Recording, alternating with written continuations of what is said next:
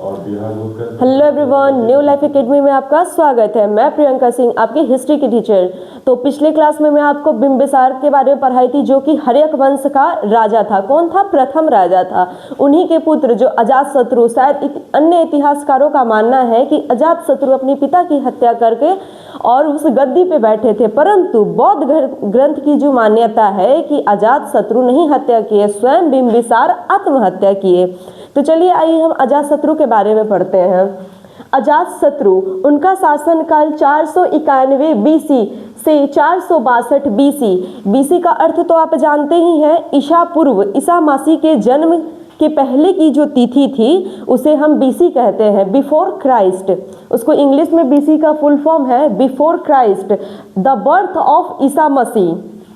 ईसा मसीह के बर्थ से पहले का जो डेट है उसे हम क्या बोलते हैं? बीसी बोलते हैं। तो चलिए ये अजातशत्रु के बारे में पढ़ते हैं। ये बिंबिसार के पुत्र और ये मगध के अगले शासक थे। अजातशत्रु कौन थे? ये बिंबिसार के पुत्र थे और मगध के नेक्स्ट शासक थे। कितने नंबर के शासक थे? तो वो 2 नंबर के शासक थे। इन्होंने साम्राज्य विस्तार में आक्रमण नीति का अनुसरण किया। इन्होंने साम्राज्य विस्तार में क्या? आक्रमण नीति। और उनके पिता क्या नीति का अनुसरण किए थे? तो 2 नीति का, एक युद्ध नीति और एक वैवाहिक नीति। उनके पिता जो थे, बिंबिसार थे, वो 2 नीति का अनुसरण किए थे। एक युद्ध के द्वारा राज्य को हड़पना है, दूसरा कि राजकुमारियों से प्रेम विवाह करके और उस राज्य को ले लेना है। जैसे कि बिंबिसार जो 3 विवाह किए थे, महाकौशला, चेलना और क्षेमा, उनकी 3 पत्नियां थी और 3 राज्यों को वो हड़प लिए। तो उनके पिता का क्या उद्देश्य था? एक युद्ध नीति और एक वैवाहिक नीति। परंतु बिंबिसार जो थे बहुत आक्रामक थे। आक्रामक मतलब काफ़ी वो गुस्सैल टाइप के इंसान थे। बिंबिसार जो थे काफ़ी वो गुस्सैल थे। तो उन्होंने क्या नीति अपनाया? तो आक्रमण नीति अपनाया। वो हर जगह आक्रमण करने चले जाते थे। उन्होंने अपने ननिहाल पे भी आक्रमण कर दिया। चलिए आइए आगे देखते हैं। और मगध में मित्र राज्यों के खिलाफ भी युद्ध प्रारंभ कर दिया। बिंबिसार जो थे वो मगध के थे। मगध के जो उनके पिता के जो मित्र राज्य थे, जैसे कि बिंबिसार के जो मित्र राज्य थे, आपका वैशाली हो गया या महाकौशला हो गया, वो मित्र राज्य थे ना। तो वहाँ से भी क्या किया? अजातशत्रु जो है वहाँ से भी वो लड़ाई आक्रमण करके वहाँ से भी वो अपना दुश्मनी बना लिया। हर जगह से वो क्या करता था? अपना दुश्मन बना लेता था अजातशत्रु। इसलिए उसे ना आक्रामक नीति का अनुसरण किया। इसलिए उन्हें क्यों कहा जाता है आक्रामक नीति का अनुसरण किया? क्योंकि वो काफ़ी आक्रमणकारी था। इस क्रम में उन्होंने कौशल महाजनपद पर भी आक्रमण किया। कौशल महाजनपद ध्यान में तो होगा ही। कौशल महाजनपद बिंबिसार का वो क्या है? ससुराल है। कौशल, कौशल महाजनपद की राजकुमारी कौन थी? कौशला थी। तो उन्होंने देखिए कौन? बिंबिसार का पुत्र ही कौशल पर भी आक्रमण किया। अजातशत्रु ने वैशाली पर प्राथमिक स्तर पर आक्रमण तो किए लेकिन सफल नहीं रहे।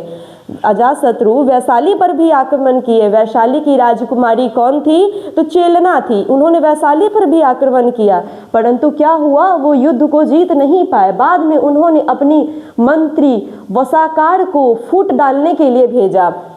अजातशत्रु ने सोचा कि युद्ध से तो हम नहीं जीत पाएंगे, तो अपने मंत्री को वहाँ फूट डालने के लिए भेजा। फूट डालने का अर्थ ये है कि वो मंत्री को उस राज्य में भेजेंगे, उस राज्य के लोगों को भड़काएंगे कि भाई तुम्हारे राजा सही नहीं है, तुम्हारे राजा दुष्ट है। ऐसे ऐसे करके उन्होंने 16 वर्ष के बाद वैशाली को जीता। क्या किया? ऐसे फूट डालते डालते उन्हें 16 वर्ष लग गए वैशाली को जीतने में। किसे लगा? तो अजातशत्रु को लगा।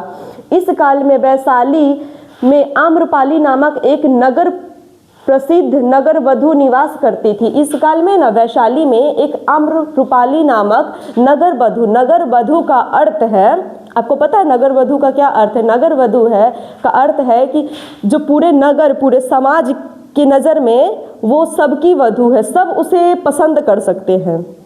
नगर वधु का अर्थ है कि सब उसे पसंद करते थे।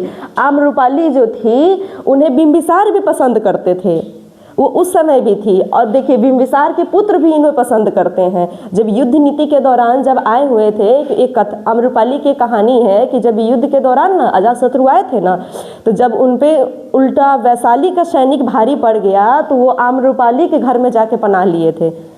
मतलब वहाँ पे जाके वो अपनी जान बचाए थे। तो आम्रपाली उनका वैदिक तौर पे उपचार की, उनका काफ़ी मतलब ख्याल रखी, फिर वो वहाँ से चले गए थे। इस प्रकार क्या हुआ, आम्रपाली से उनका लगाव बढ़ गया। तो इस काल में वैशाली में आम्रपाली नामक एक नगर, प्रसिद्ध नगर वधू निवास करती थी। वो आम्रपाली जो थी ना, नगर सारे, वो नगर वधू थी, वो सारे नगर के लोग उसे पसंद करते थे क्योंकि काफ़ी वो खूबसूरत थी, वो किसी एक की नहीं थी। चलिए आइए पढ़ते हैं। युद्धों में अजातशत्रु ने दो प्रमुख हथियार, युद्धों में जो अजातशत्रु ने दो प्रमुख हथियार प्रयोग किया था, महाशिला कंटक और रथ मुसल का प्रयोग किया था। आप बाहुबली मूवी देखे हैं, उसमें जो महाशिला कंटक कांटेदार जो बॉल की तरह फेंकता है, आप देखे होंगे बाहुबली मूवी में कि एकदम बहुत बड़ा पत्थर गोला आकार रहता है जिसमें कांटा कांटा निकला हुआ रहता है ना, उसे क्या बोलते हैं, महाशिला कंटक। तो पहली बार जो है, पहली बार यूज किसके शासन काल में हुआ था, तो अजातशत्रु के शासन काल में हुआ था। उससे पहले लोग महाशिला कंटक के बारे में जानते ही नहीं थे कि ऐसा कोई अस्त्र शस्त्र भी होता है।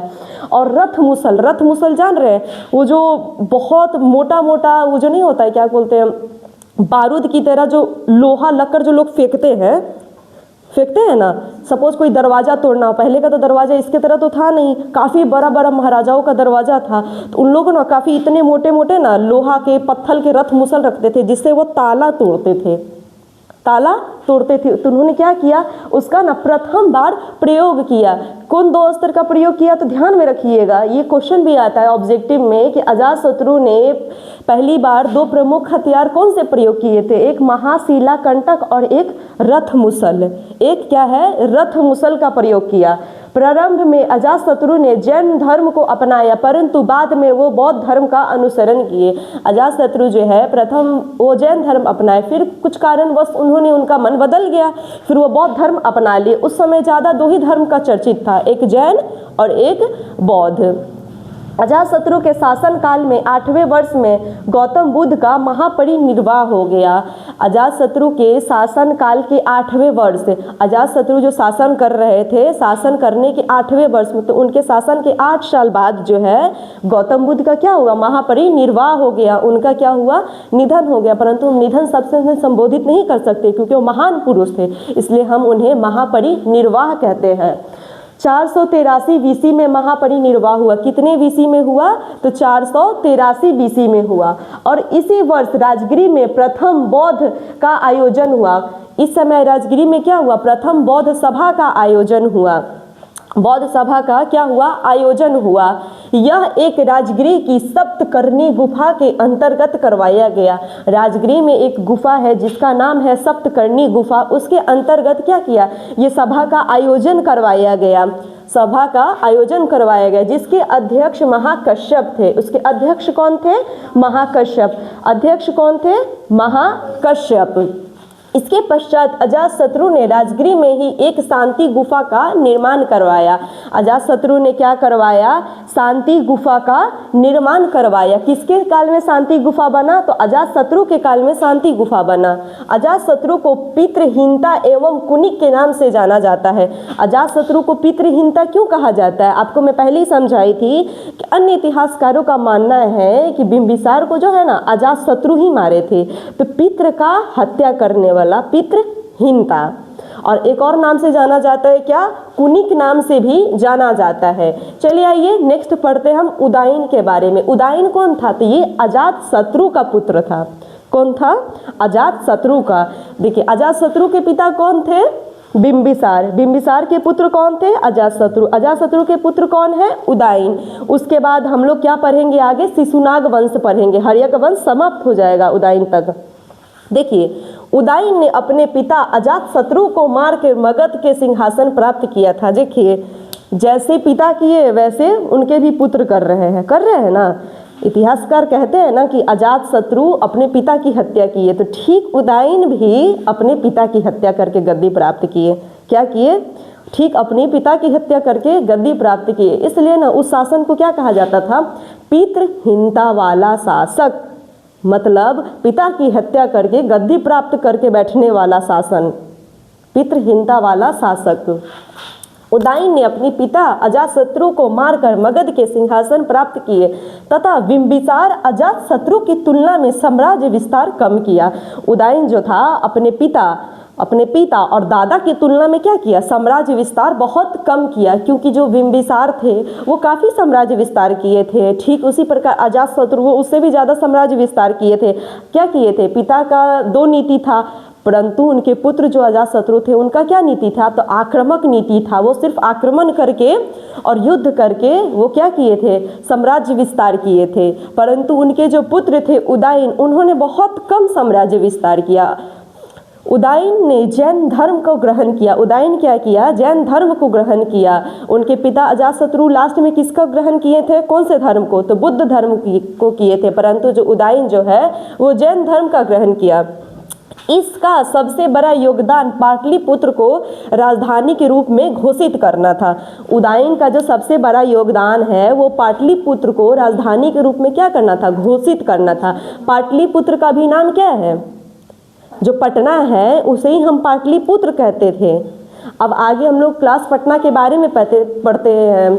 पटना को पाटलीग्राम के नाम से भी जाना जाता है। तो आज की क्लास अब सबको समझ में आई है? ओके, तो आज की क्लास यहीं समाप्त करते हैं। कल हम लोग पाटलिपुत्र के बारे में पढ़ेंगे, फिर शिशुनाग वंश के बारे में पढ़ेंगे। Okay, bye.